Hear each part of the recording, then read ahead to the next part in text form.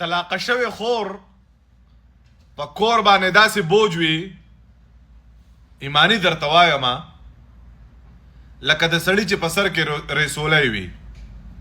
ولې چې په کور کې ورته بیا اندرورم بد ګوري.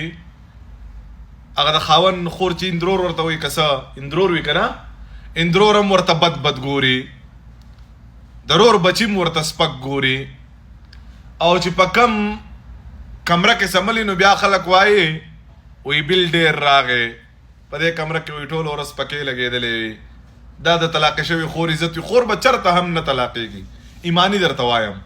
خو که د خدای او د قرآن په لاره لاړی بلکل به نه طلاقېږي. که ته د الله سره په دې لاره باندې روان شوې چې او خدایا تا حکم کړی دی چې د دې خور نه تپوس وکئ.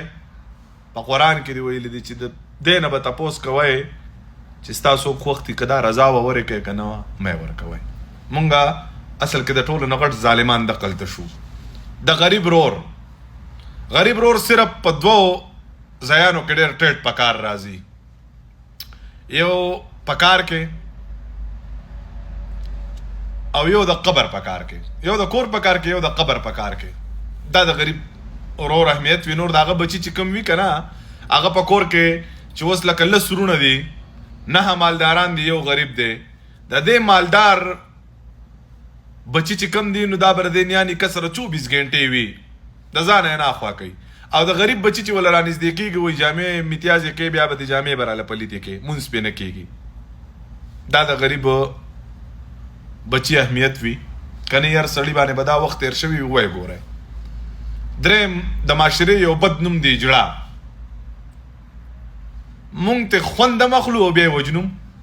خپل واده لی راولو ګډې کو کویدن لی راولو ګډې کو مري ته یې بوزو ګډې کو کالام ته یې بوزو ګډې کو او بیا برې ته م غټ پرېښې وي او بیا وایو په اجړه مې دومره قرض دی او یا ته سر کوډه کوم او یا مې ورسره لګي نه او دا مې دا دی او دا مې هغه دی. دا هغه بدبخته نوم دی چې د یو مور او د یو پلار د وجود نه پیدا دی. خو هغه وجود نه پیدا دغه نه مني بلکل یې نه مني.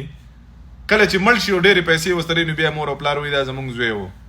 او کله چې ژوندی وي نو وایي جړه دی په شړقې ولی.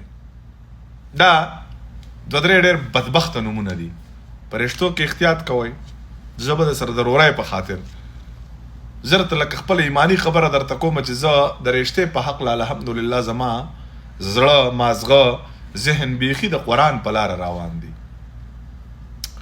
زوی له چې کوم هم په خوښه به کوي لور چې ورکوم هم خاوند به په خوښه کوي چې خدای ته مې هم غاړه خلاصوي او بچي ته مې هم غاړه خلاصوي.